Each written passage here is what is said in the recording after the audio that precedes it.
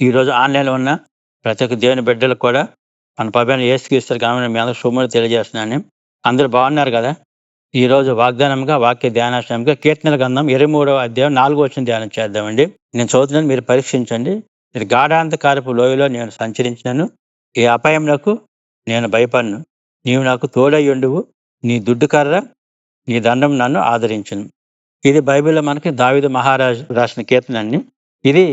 ఈ కీర్తన ద్వారా మనం మన దేవునితో మనకున్న విశ్వాసం, మనకున్న విశ్వాసం ఇది ఈ కీర్తన సూచిస్తుంది.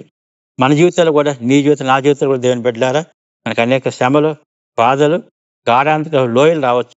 ఇది ఇంగ్లీష్‌లో ఏమన్నా గాఢాంధక లోయలు అనగా షాడో ఆఫ్ డెత్. అంటే నువ్వు మరణపు అంచుకి వెళ్ళినా గాని నీ దేవుడు నీకు తోడై ఉంటాడు.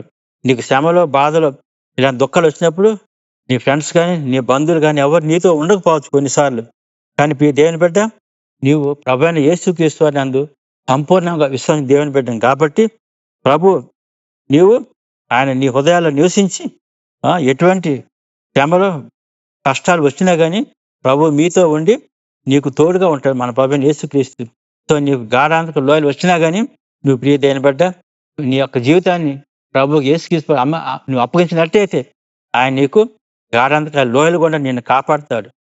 నీ దేవుడు, మన ప్రభువైన యేసుక్రీస్తు దేవుడు నీకు తోడుగా ఉంటాడు. నీవు ఏ అపాయమునకు భయపడవు.